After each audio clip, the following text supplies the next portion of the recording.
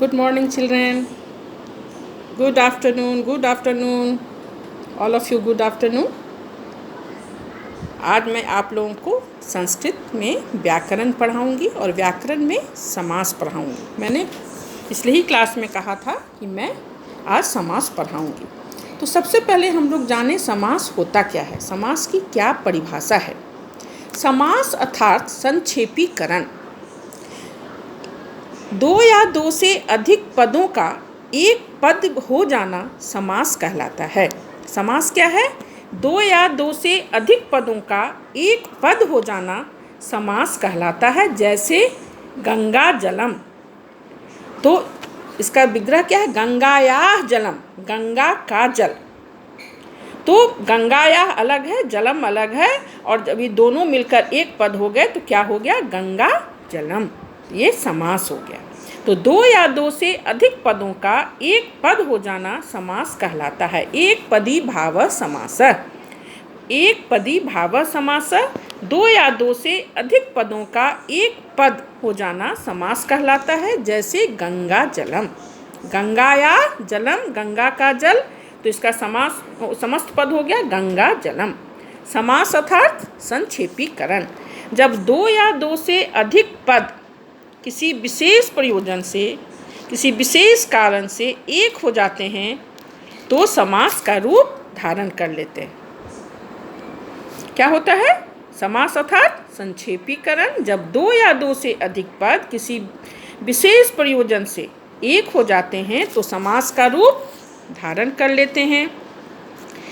एक पदी भाव समास, जैसे गंगा, मैंने क्या देखा, हम लोगों ने क्या देखा? गंगा जलम, गंगायाः जलम, ये क्या बन गया समास होकर? गंगा जलम।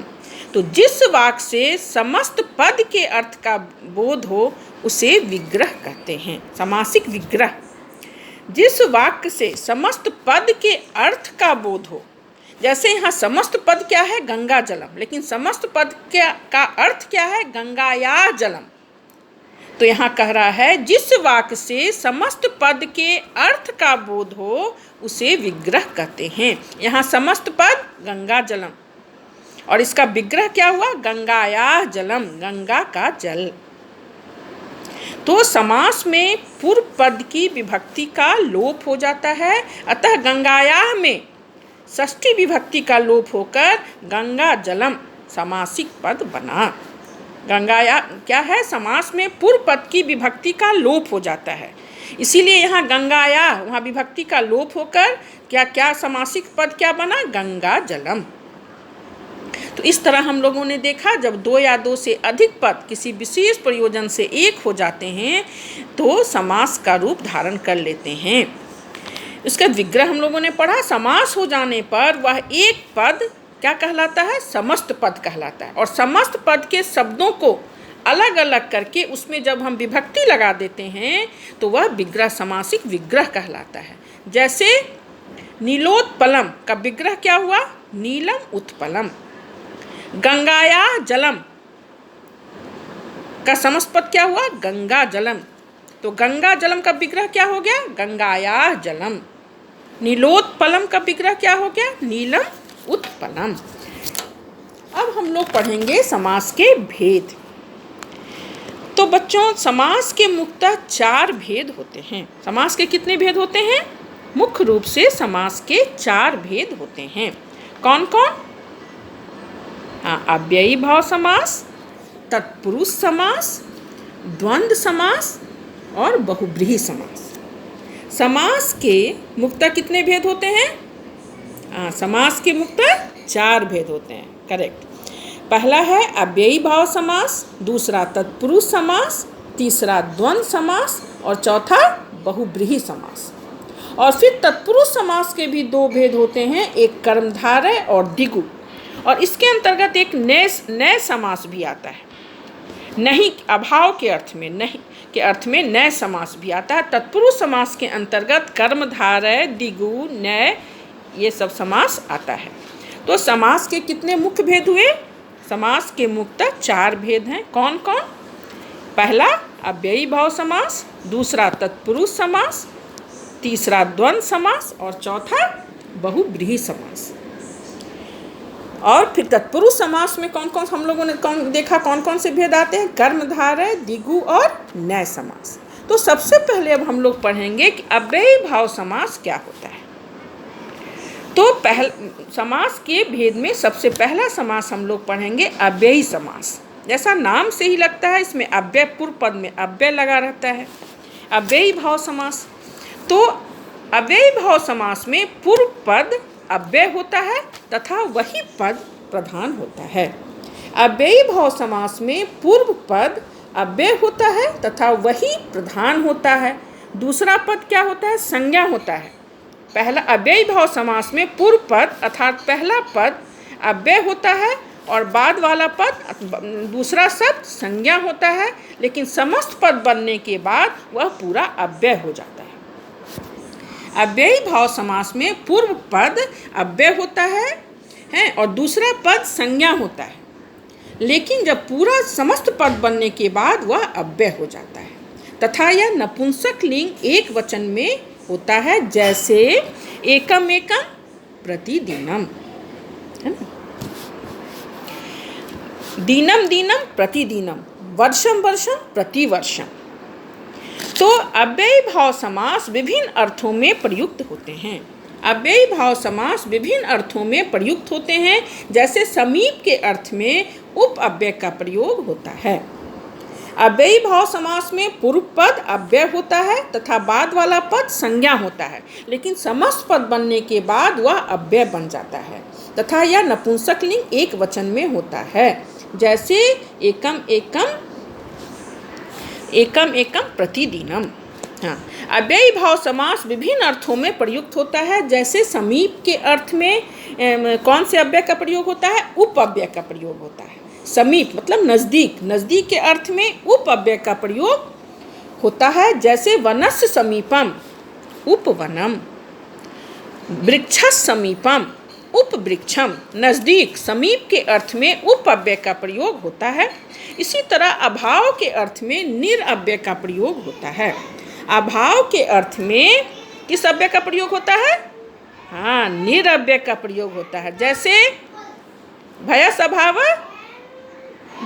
निर्भयम, वेरी गुड। दोषानाम अभाव निर्दोषम, गुणानाम अभाव निर्गुणम। तो अभाव के अर्थ में हम लोगों ने क्या देखा, किस अव्यय का प्रयोग हुआ, निर अव्यय का, हाँ, वेरी गुड। और पश्चात तथा योग्यता के अर्थ में अनु अव्यय का प्रयोग होता है। पश्चात अर्थात पीछे, पश्चात तथा योग्यता के अर्थ में अनु अव्यय का प्रयोग होता है, जैसे रथस्य पश्चात क्या हो जाएगा, अनुरथम, वृक्षस्य पश्चात अनुवृक्षम। और योग्यता के अर्थ में कैसे होगा, रूपस्य योगम अनुरूपम, गुणानाम योग्यम इति अनुगुणम। तो हम लोगों ने क्या देखा, समीप के अर्थ में किस अव्यय का प्रयोग होता है, उपअव्यय का। अभाव के अर्थ में निरअव्यय का प्रयोग होता है, जैसे भयस अभाव निर्भयम। पश्चात तथा योग्यता के अर्थ में किस अव्यय का प्रयोग होता है, अनु अव्यय का, जैसे रथस्य पश्चात अनुरथम, गुणानाम योग्यम अनुगुणम।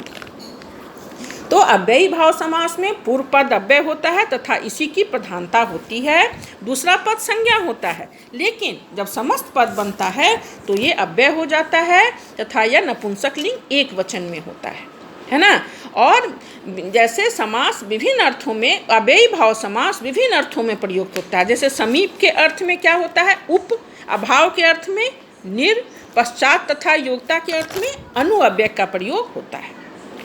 फिर इसी तरह हम देखते हैं अनतिक्रमण। अनतिक्रमण का क्या अर्थ हुआ बेटा, हाँ, सीमा के भीतर रहते हुए। अनतिक्रमण अर्थात सीमा के भीतर रहते हुए के अर्थ में यथा अव्यय का प्रयोग होता है, जैसे समयम अनतिक्रम में क्या हो जाएगा इसका समस्त पद, हाँ, यथा समयम, वेरी गुड।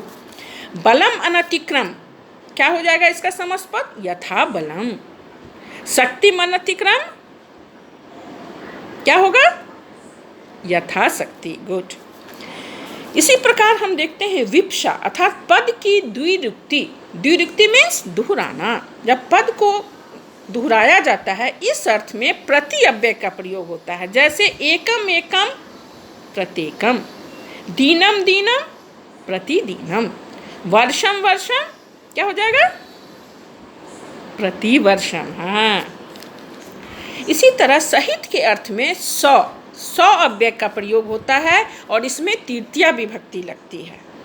जैसे बलेन सहितम क्या हो जाएगा? सौ बलम, चित्रेन सहितम सौ चित्रम, परिवारेन सहितम, सहित के अर्थ में किस अव्यय का प्रयोग होता है? सौ अव्यय का प्रयोग होता है। तो बलेन सहितम क्या हो जाएगा? क्या हो जाएगा? सौ बलम। गुड। चित्रेन सहितम सौ चित्रम, परिवारेन सहितम सौ परिवारम। हम लोग बोलते हैं ना 100 परिवार जा रहा था, मन परिवार के साथ, सहित में साथ। तो सहित के अर्थ में, साथ के अर्थ में 100 अव्यय का प्रयोग होता है। हृदयन सहितम 100 हृदय, हृदय से, है ना, हृदय के साथ। बलेन सहितम 100 बलम।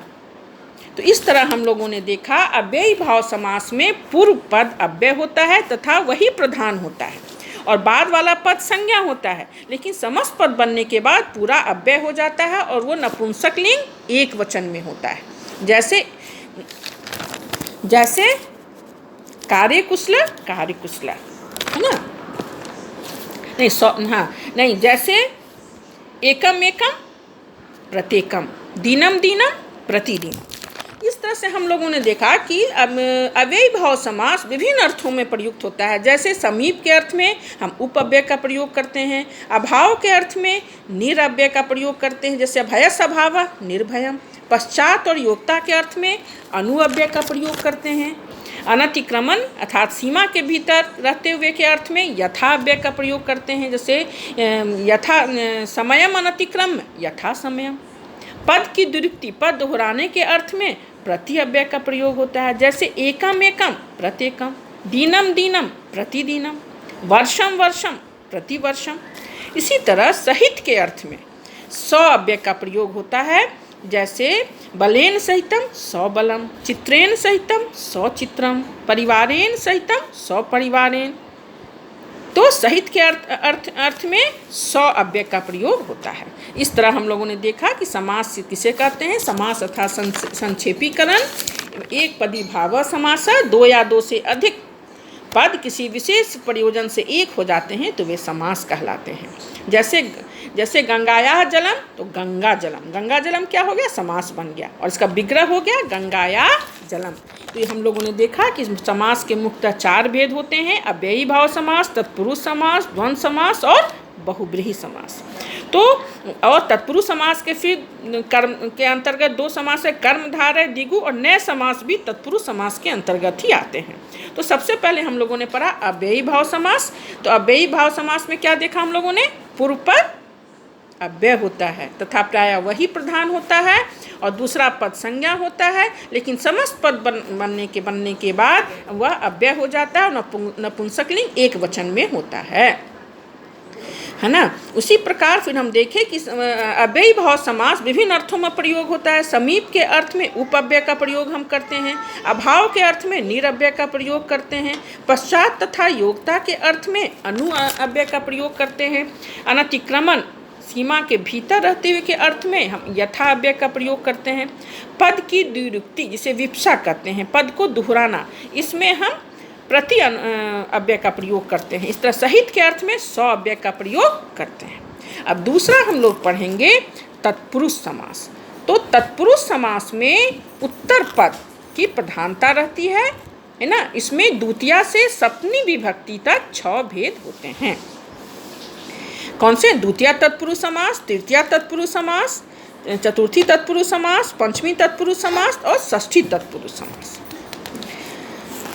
तो इस तरह हम लोगों ने देखा। अब हम लोग का समय पूरा हो रहा है। तत्पुरुष समास पर आगे हम लोग विस्तार से अगले क्लास में पढ़ेंगे। आज हम लोगों ने समास की परिभाषा, इसके कितने भेद होते हैं और अव्ययी भाव समास के विषय में पूरी जानकारी ली, और दूसरे दिन हम लोग तत्पुरुष समास पढ़ेंगे और आगे फिर और बहुब्रीहि समास सब हम लोग पढ़ेंगे। ठीक है बेटा, आज के लिए बस इतना ही। आप लोग इसे अच्छी तरह से पढ़िएगा। और समझिएगा। धन्यवाद।